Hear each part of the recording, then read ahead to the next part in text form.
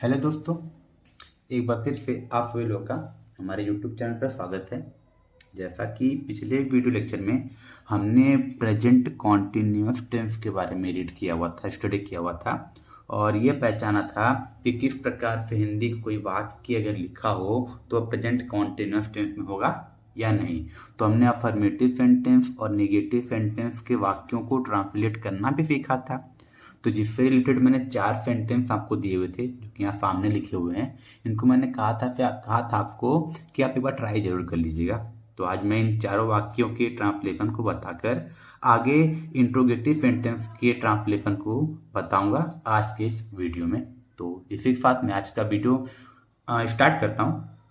तो जैसा कि पहला सेंटेंस लिखा हुआ है, ये लोग रेलगाड़ी की प्रतीक्षा कर रहे हैं। तो हमारे पास ये पहला सेंटेंस है, हमको इसको ट्रांसलेट करना है। तो मैं बार बार कह रहा था कि जब भी कोई वाक्य लिखा होता है उसको हमारा काम होता है कि यह पहचानना कि वह किस टेंस में है और किस सेंटेंस में है। तो सेंटेंस पहचानने के हम लोग वाक्य के अंत में पूर्ण विराम या क्वेश्चन मार्क को देखते थे। तो यहाँ पूर्ण विराम आया हुआ है और जब भी किसी वाक्य के अंत में पूर्ण विराम आता है और उस वाक्य में कोई भी निगेटिव वर्ड नहीं होता है तो वो सेंटेंस क्या बनता है? अफर्मेटिव। और यहाँ पर पूर्ण विराम है, इसमें कोई निगेटिव वर्ड नहीं है, तो ये सेंटेंस क्या हो गया है? अफर्मेटिव सेंटेंस हो गया है। और इसके क्रिया के अंत में क्या आ गया है? रहे हैं आ गया है। जैसा कि मैंने पिछले वीडियो में बताया भी था कि रहे हैं, रही है, रहा हूँ, हुआ है, हुए हैं, ऐसे शब्द आए तो वहाँ पर कौन सा टेंस होता है? वहाँ पर प्रेजेंट कॉन्टिन्यूअस टेंस होता है। तो यहाँ पर रहे हैं आ गया है, तो ये प्रेजेंट कॉन्टिन्यूअस टेंस हो गया है, अफर्मेटिव सेंटेंस है। तो अफर्मेटिव सेंटेंस के ट्रांसलेशन है, सबसे पहले लिखते हैं सब्जेक्ट। तो हमारा सब्जेक्ट यहाँ पर क्या हो जाएगा? कौन रेलगाड़ी की प्रतीक्षा कर रहे हैं? तो आंसर क्या मिलेगा? ये लोग। तो ये हमारा सब्जेक्ट हो गया, ये लोग। तो इसको हम लोग सबसे पहले लिखेंगे। तो ये लोग की स्पेलिंग क्या जाएगी? These people, these people. अब इसके बाद हमको हेल्पिंग वर्ब लिखना था। हेल्पिंग वर्ब क्या था? इज, एम या आर। तो हमको दिख रहा है पीपुल प्लूरल है, तो प्लूरल के लिए हम लोग प्लूरल हेल्पिंग वर्ब किसका प्रयोग करेंगे? आर का। तो यहाँ पर हो जाएगा आर। और प्रतीक्षा करने का काम हो रहा है, तो काम करने के लिए प्रतीक्षा करने के लिए क्या होती है? वेट। तो उसमें क्या जोड़ना होता था? प्रेजेंट कॉन्टिन्यूअस में वर्ब के फर्स्ट फॉर्म में आईएनजी जोड़ते थे। तो ये क्या हो जाएगा? वेटिंग। और जब भी वेट शब्द लिखते हैं तो उसके पास जो प्रीपोजिशन आता है वो आता है फॉर। तो ये क्या हो गया? For. These people are waiting for, किसकी प्रतीक्षा कर रहे थे? रेलगाड़ी की। तो ये क्या हो जाएगा? Train. These people are waiting for train. तो इस तरह से पहले वाक्य का ट्रांसलेशन हो गया। अब चलते हैं अगले वाक्य की तरफ। तो लिखा हुआ है एक बूढ़ा बंदर किसी घने पेड़ पर बैठा हुआ है। यहाँ पर देखिए मुझसे एक मिस्टेक हो गया है। तो यहाँ पर जो होना चाहिए था वाक्य, इसके बीच में यहाँ पर हुआ है शब्द आना चाहिए, तभी यहाँ पर हमको टेंस की पहचान मिलेगा। तो यहाँ पर हुआ है शब्द आ गया है। तो जब भी हुआ है शब्द आता है, हुए हैं शब्द आते हैं, ऐसे शब्द भी आते हैं, तो वहाँ भी कौन सा टेंस होता है? वहाँ भी प्रेजेंट कॉन्टिन्यूअस टेंस होता है। पूर्ण विराम के पास पूर्ण विराम है और इसमें कोई निगेटिव वर्ड नहीं है, तो अफर्मेटिव सेंटेंस फिर से हो गया है। तो सबसे पहले हमको सब्जेक्ट लिखना है। तो कौन किसी घने पेड़ पर बैठा हुआ है? तो आंसर क्या मिलेगा? एक बूढ़ा बंदर। तो हमारा सब्जेक्ट क्या मिल गया? एक बूढ़ा बंदर। तो क्या हो जाएगा? An old monkey. तो अब यहाँ पर हमने एन का यूज किया है। क्यों एन का यूज किया है? क्योंकि यहाँ पर जो अगला शब्द ओल्ड है उसका जो प्रोनाउंसिएशन है वो हिंदी के फॉर ओ से हुआ है और इंग्लिश में भी जो पहला शब्द है वो फॉर ही है। जब भी कोई शब्द जिसका प्रोनाउंसिएशन करने पर हिंदी का फॉर आता है, ऐसे शब्द आते हैं, तो वहां पर हम लोग आर्टिकल किसका प्रयोग करते हैं? एन का प्रयोग करते हैं एक के लिए। तो ये क्या हो गया? An old monkey. और एन बता दिया कि सिंगुलर है, तो दिस इज वाई यहाँ पर हेल्पिंग वर्ब क्या आ जाएगा? इज आ जाएगा। तो ये हो गया हमारा is. An old monkey is. अब काम क्या हो रहा है? बैठने का। बैठने की इंग्लिश होती है फिट, और इसमें क्या जोड़ेंगे? आईएनजी। तो ये क्या हो जाएगा? फिटिंग। कहां पर बैठा हुआ है? किसी घने पेड़ पर। तो on a dense tree, on a dense tree. घने की इंग्लिश क्या हो जाएगी? डेंस हो जाएगी। और यहां पर किसी के लिए किसका प्रयोग किया गया है? अ का प्रयोग किया गया है। अब क्योंकि अ एक इंडेफिनिट आर्टिकल होता है और यहाँ पर इसलिए हमने किसका प्रयोग किया है, अ का प्रयोग किया है। तो ये हो गया पहला, ये पहला और ये कौन सा हो गया, दूसरे सेंटेंस का ट्रांसलेशन। अब आगे बढ़ते हैं अगले सेंटेंस की तरफ। अगले सेंटेंस में क्या कहा जा रहा है, यह बारात ट्रेन से सिकंदराबाद नहीं जा रही है। इस सेंटेंस को जब हम लोग ध्यान से देखेंगे तो इस सेंटेंस के अंत में पूर्ण विराम तो है लेकिन साथ ही साथ नहीं शब्द भी आया है। इसका मतलब ये जो सेंटेंस है वो हो जाएगा नेगेटिव सेंटेंस, और जब ये नेगेटिव सेंटेंस है और इसका टेंस क्या हो गया है, प्रेजेंट कॉन्टिन्यूअस टेंस, क्योंकि यहाँ पर इसके क्रिया के अंत में रही ये शब्द आया हुआ है, तो ये प्रेजेंट कॉन्टिन्यूअस टेंस का नेगेटिव सेंटेंस है। तो यहाँ भी सबसे पहले सब्जेक्ट लिखते हैं। तो अच्छा, सिकंदराबाद क्या जा रहा है, देखिए जब सजीव सब्जेक्ट होता है तो वहां पर आंसर कौन या किसने से मिलता है, लेकिन जब जो सब्जेक्ट होता है वो कोई निर्जीव वस्तु हो जाए तो वहां पर हमको आंसर क्या से मिलता है। तो हमको यहाँ पर आंसर क्या मिलेगा, ट्रेन से सिकंदराबाद क्या जा रहा है, क्या नहीं जा रहा है, तो आंसर क्या मिलेगा, यह बारात। तो हमारा सब्जेक्ट हो गया। तो बारात की इंग्लिश होती है मैरिज पार्टी। तो इसका जब ट्रांसलेशन करेंगे तो सबसे पहले सब्जेक्ट लिखना है, तो क्या हो जाएगा, दिस मैरिज पार्टी। अब ये दिस जो लगा हुआ है ये हमारा सिंगुलर दिखा रहा है, नाम भी सिंगुलर ही है, तो हेल्पिंग वर्ब क्या लगेगा, हेल्पिंग वर्ब सिंगुलर यूज करना, तो क्या हो जाएगा, इज, और नेगेटिव सेंटेंस है नहीं आया हुआ है तो यहाँ पर क्या लिख देंगे, नॉट। तो ये हो गया not, this marriage party is not. काम क्या हो रहा है, जाने का, जाने की इंग्लिश क्या होती है, गो, उसमें क्या लगाएंगे, आईएनजी, तो ये क्या बन जाएगा, गोइंग। गोइंग कहां पर जा रही है, सिकंदराबाद, तो टू सिकंदराबाद। किससे जा रही है, ट्रेन से, तो बाय ट्रेन। तो इस प्रकार से इस सेंटेंस का ट्रांसलेशन भी हो गया है। आई होप आपको ये ट्रांसलेशन समझ में आया होगा। आगे बढ़ते हैं अगले ट्रांसलेशन की तरफ। अगला सेंटेंस क्या है, अब तेज हवा नहीं चल रही है। तो ये सेंटेंस हम लोग देखेंगे तो हमको इस सेंटेंस को देखने से पता चल रहा है यहाँ पर एक नेचुरल इंसिडेंट की बात किया जा रहा है, प्राकृतिक घटना की बात की जा रही है, क्योंकि हवा चलना एक प्राकृतिक घटना है। अब इसी प्रकार जब भी किसी वाक्य में प्राकृतिक घटना अर्थात नेचुरल इंसिडेंट की बात की जाती है तो वहां पर जो सब्जेक्ट यूज करते हैं वो आता है इट। हमेशा जब भी प्राकृतिक घटना की बात करते हैं तो सब्जेक्ट क्या आता है, वो इट आता है। जैसे हवा चलना, बारिश होना, धूप होना, तो ये नेचुरल इंसिडेंट प्राकृतिक घटनाएं हैं, तो सब्जेक्ट क्या हो जाएगा, इट हो जाएगा। और यहाँ पर टेंस क्या है, रही है, तो present continuous tense, present continuous tense है, लेकिन पूर्ण विराम के साथ नहीं शब्द आ गया है तो नेगेटिव सेंटेंस है। तो सब्जेक्ट पहले क्या लिखेंगे, इट लिखेंगे। इट क्यों लिखेंगे, अब तो आपको समझ में आ गया होगा क्यों, क्योंकि ये यहाँ पर सेंटेंस में नेचुरल इंसिडेंट प्राकृतिक घटना की बात की जा रही है। तो इट हो गया। अब इट सिंगुलर होता है तो इसके साथ जो हेल्पिंग वर्ब होगा वो क्या आ जाएगा, इज होगा। और सेंटेंस नेगेटिव भी है तो यहाँ पर क्या लिख लेंगे, नॉट लिख लेंगे। अब तेज हवा नहीं चल रही है तो यहाँ पर चलने की इंग्लिश को हम लोग वाक या गो नहीं लिखेंगे क्योंकि हवा चलने का काम हो रहा है, तो यहाँ पर ब्लो का यूज किया जाएगा, ब्लो। उसमें क्या जोड़ देंगे, आईएनजी, तो क्या हो जाएगा, blowing. It is not blowing. तेज हवा तो क्या हो जाएगा, फास्ट विंड, फास्ट विंड अब के लिए ना, या फिर इसको ऐसे भी कह सकते हैं, it is not blowing wind fastly now. मतलब इस विंड को लिखकर जो फास्ट है इसको एडवर्ब बना सकते हैं, तो इसको ऐसे लिख सकते हैं, और करके क्या सकता है, it is not blowing wind fastly, wind fastly now. तो इसका ट्रांसलेशन ऐसे भी किया जा सकता है। तो आई होप आपको ये पिछला लेक्चर समझ में आ गया होगा। अब बढ़ते हैं आज के टॉपिक की तरफ। जो आज का हमारा टॉपिक था उसमें हमको प्रेजेंट कॉन्टिन्यूअस टेंस के इंट्रोगेटिव सेंटेंस को ट्रांसलेट करना सीखना है।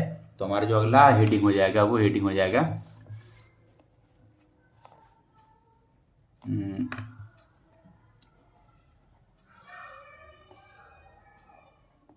Interrogative sentence.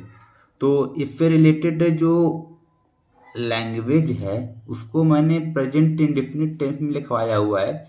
यहाँ पर मैं सीधे एक स्ट्रक्चर की तरफ बढ़ूंगा। ताकि ये वीडियो की जो लेंथ है, जो इसका टाइमिंग है, वो ज़्यादा लंबा ना हो सके और हम लोग कम टाइमिंग में ज़्यादा चीज़ों को सीख सकें। तो मैंने प्रेजेंट इंडेफिनिट में बताया था कि जब इंट्रोगेटिव सेंटेंस आता है तो उसमें इंट्रोगेटिव सेंटेंस के वाक्यों को ट्रांसलेट करने के 2-3 तरीके होते हैं। एक तरीका यह था कि जब हिंदी का वाक्य क्या से प्रारंभ हो जाए, जिसको हम लोग क्या कहते थे, फर्स्ट टाइप इंट्रोगेटिव। तो फर्स्ट टाइप इंट्रोगेटिव सेंटेंस जब हो जाए तो वहां पर जो स्ट्रक्चर बनेगा, स्ट्रक्चर हमारा बन जाएगा। सबसे पहले क्या लिखेंगे, इज या तो एम या तो आर लिखेंगे। उसके बाद क्या लिखेंगे, सब्जेक्ट लिखेंगे। उसके बाद क्या लिखना होगा, वर्ब की फर्स्ट फॉर्म में आईएनजी का प्रयोग करना होगा। आफ्टर दैट ऑब्जेक्ट लिखकर लास्ट में क्या लिख लेंगे, अदर वर्ड्स। और इंट्रोगेटिव सेंटेंस है तो लास्ट में क्या लग जाएगा, क्वेश्चन मार्क। तो ये स्ट्रक्चर हमको मिल गया है फर्स्ट टाइप इंट्रोगेटिव सेंटेंस के लिए, अर्थात ऐसे वाक्य जिनका प्रारंभ क्या से होता है और उनका जो आंसर है, उत्तर है, उसे यस या नो में देना संभव होता है, उसे फर्स्ट टाइप इंट्रोगेटिव या फिर इसका दूसरा जो नाम होता है एस या नो टाइप भी कहते हैं। यस या नो टाइप क्यों कहते हैं, क्योंकि इसका उत्तर, इन वाक्यों का उत्तर हाँ या ना में देना संभव होता है। तो बिना टाइम गवाए मैं इसे एक एग्जाम्पल के थ्रू आपको ज़्यादा अच्छे तरीके से बताना चाहूँगा। जैसे कि हमारे पास है एक सेंटेंस,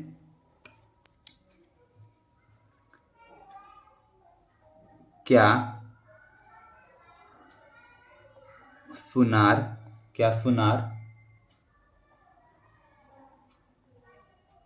सोने के जेवर बना रहा है।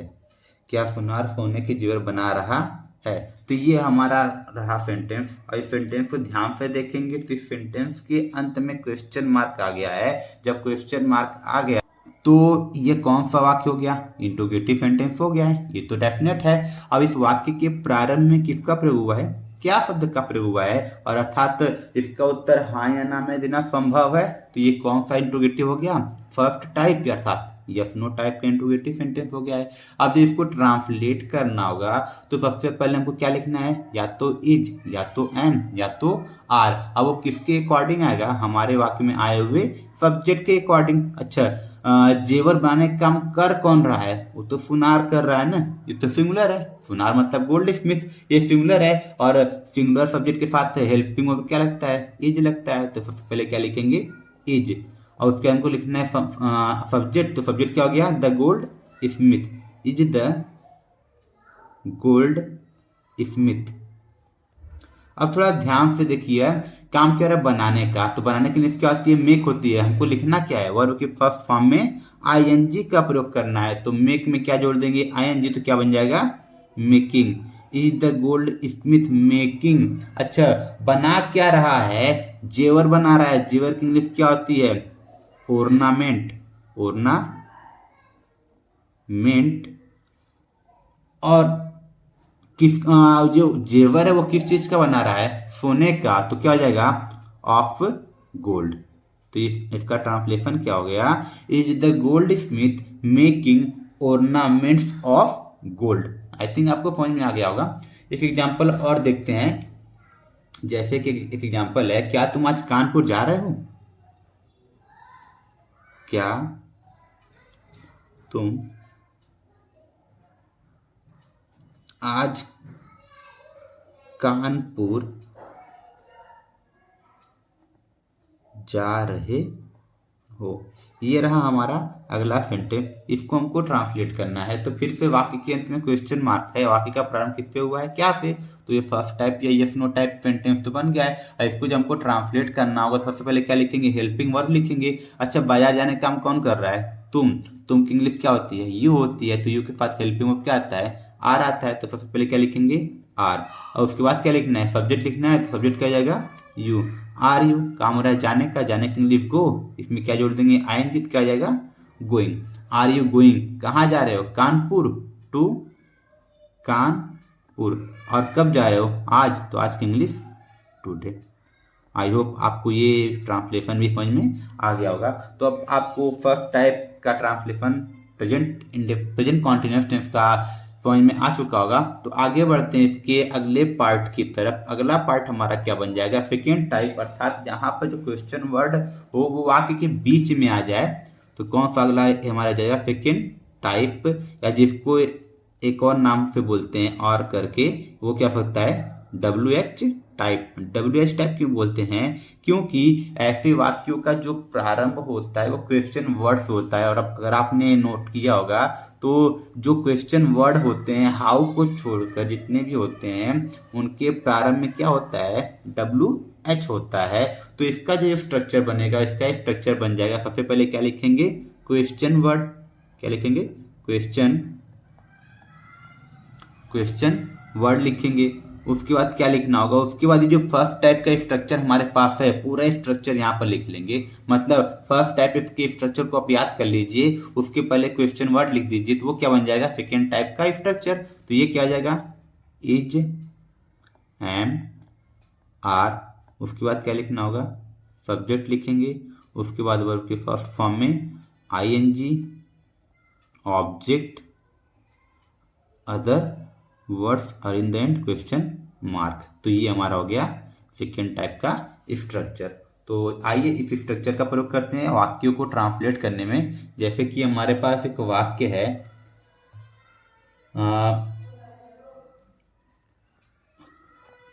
राम क्या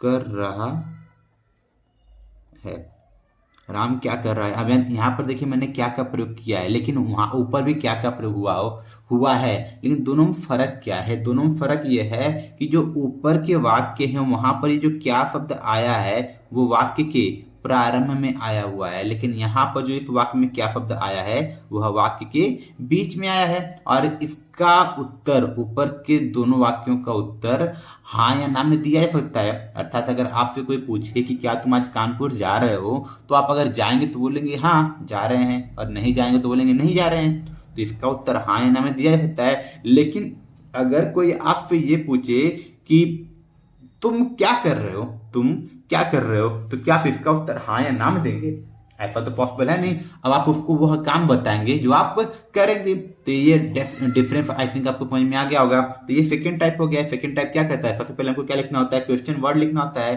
तो क्वेश्चन वर्ड क्या है हमारा, क्या है, क्या की इंग्लिश क्या हो जाएगी, व्हाट। तो ये हो गया व्हाट। अब इसके बाद क्या लिखना है, आपको हेल्पिंग वर्ब लिखना है। तो सब्जेक्ट क्या है, काम, सब्जेक्ट हो गया राम, तो राम के अकॉर्डिंग हेल्पिंग वर्ब क्या हो जाएगा, इज। What is Ram. अब काम क्या है, करने की इंग्लिश होती है डू, उसमें क्या जोड़ देंगे, ING। तो इस प्रकार से इस वाक्य का ट्रांसलेशन भी हो चुका है। आगे बढ़ते हैं अगले एग्जाम्पल की तरफ इसी स्ट्रक्चर से रिलेटेड। जैसे कि एक एग्जाम्पल ले सकता है, तुम कौन सी किताब खरीद रहे हो, तुम कौन सी किताब खरीद रहे हो। तब इस वाक्य को देखेंगे तो यहाँ पर भी वाक्य के अंत में क्या आ गया है, क्वेश्चन मार्क आ गया है, तो इंट्रोगेटिव हो गया है। अब देखेंगे कि इंट्रोगेटिव वर्ड आया कहाँ पर है, वाक्य के बीच में। तो वाक्य के बीच में आया है तो सेकेंड टाइप हो गया। सेकेंड टाइप के इंट्रोगेटिव ट्रांसलेशन में सबसे पहले हम लोग क्या लिखते हैं, दिए गए क्वेश्चन वर्ड की इंग्लिश। तो क्वेश्चन वर्ड क्या आ गया, कौन सी। तो मैंने पीछे बताया हुआ है कौन सी इंग्लिश क्या होती है, विच। और एक चीज मैंने और बताया था, जब भी विच लिखें, हाउ मेनी लिखें या हाउ मच लिखें या फिर हुज लिखें, तो इनके साथ इनसे जुड़ा हुआ जो संज्ञा शब्द होता है, जैसे यहाँ पर किताब जुड़ा हुआ है संज्ञा शब्द, तो उन संज्ञा शब्द की इंग्लिश इन शब्दों के तुरंत बाद लिख दी जाती है। तो यहाँ पर विच के बाद क्या जुड़ा हुआ है, किताब। तो किताब की इंग्लिश यहाँ पर क्या हो जाएगी, बुक। तो इसको यहाँ पर लिख लेंगे, विच बुक। अब हमको लिखना है हेल्पिंग वर्ब। अच्छा, किताब खरीदने का काम कर कौन रहा है, तुम कर रहा है। तो सब्जेक्ट तुम हो गया, यू के साथ हेल्पिंग वर्ब क्या आता है, आर आता है। तो यहाँ पर क्या लिख लेंगे, आर लिख लेंगे।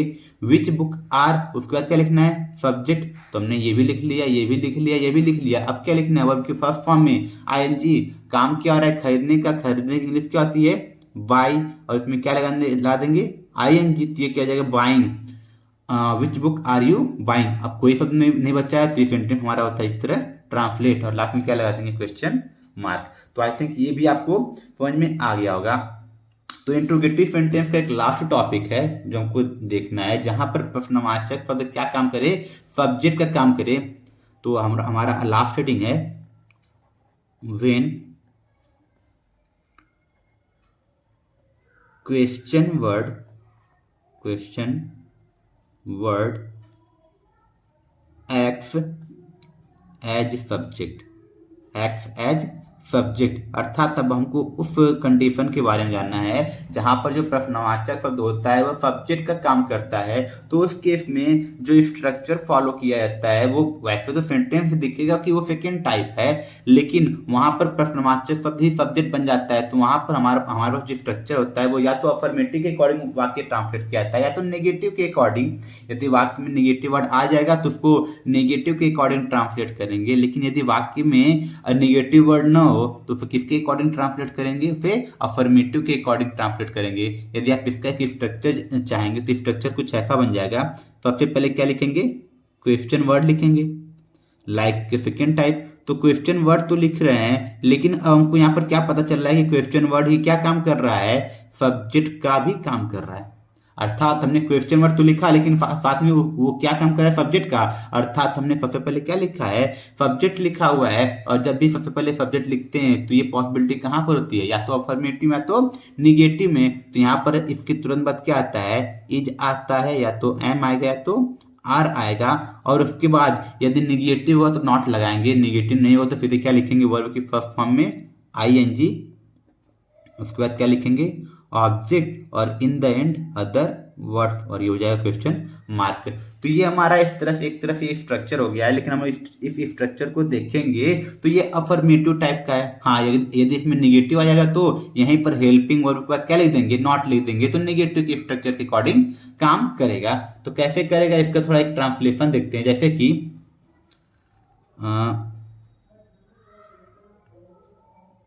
दरवाजा कौन खटखटा रहा है, ये हमारे पास एक एग्जाम्पल है। तो इसको जब ध्यान से देखेंगे, कहने को तो लास्ट में क्वेश्चन मार्क लगा है, तो इंट्रोगेटिव है, और वाक्य के बीच में सेकंड टाइप हो गया है, क्योंकि वाक्य के बीच में प्रश्नवाचक शब्द है। चलिए उसको ट्राई करते हैं। तो सबसे पहले लिखेंगे हु। जैसे हमने हु लिखा, और हमको हेल्पिंग वर्ब लिखकर सब्जेक्ट लिखना होता है, लेकिन दरवाजा खटखटाने काम कर कौन रहा है, इसी कौन शब्द से तो आंसर मिलता, लेकिन इसी कौन शब्द को मैंने लिख दिया है। इसका मतलब यही प्रश्नवाचक शब्द क्या काम कर रहा है, सब्जेक्ट का काम कर रहा है। अर्थात हमने सबसे पहले क्या लिख दिया है, सब्जेक्ट को लिख दिया है, क्वेश्चन वर्ड लिखा है, लेकिन वो क्या काम कर रहा है, सब्जेक्ट का काम कर रहा है। तो इसके तुरंत बाद हमको क्या लिखना होगा, हेल्पिंग वर्ब लिखना होगा इसके अकॉर्डिंग, क्योंकि यही सब्जेक्ट है। और मैंने पीछे बताया था कि टेंस में हम लोग हो को क्या कंसिडर करते हैं, सिंगुलर कंसिडर करते हैं। तो यहाँ पर हम लोग हेल्पिंग वर्ब क्या लिखेंगे, इज। हु इज, काम हो रहा है खटखटाने का, खटखटाने की इंग्लिश क्या होती है, नॉक होती है। खटखटाने की इंग्लिश क्या होती है, नॉक होती है। उसमें क्या जोड़ेंगे, ING, तो नॉकिंग हो जाएगा। और नॉक के साथ एक प्रीपोजिशन जुड़ता है at. Who is knocking at, तो क्या चीज, दरवाजा, ये क्या जाएगा, डोर। तो आई होप आपको इस वाक्य का ट्रांसलेशन भी समझ में आ गया होगा। तो इसी के साथ प्रेजेंट कॉन्टिन्यूअस से संबंधित सभी एग्जाम्पल्स यहाँ पर खत्म होते हैं। आई होप आपको समझ में आया होगा। अगर कहीं भी कोई समस्या हो तो आप कमेंट बॉक्स में मुझसे क्वेश्चन कर सकते हैं, जिसका आंसर मैं डेफिनेटली दूंगा। इसी के साथ मैं इस वीडियो लेक्चर को समाप्त करता हूँ। Thank you.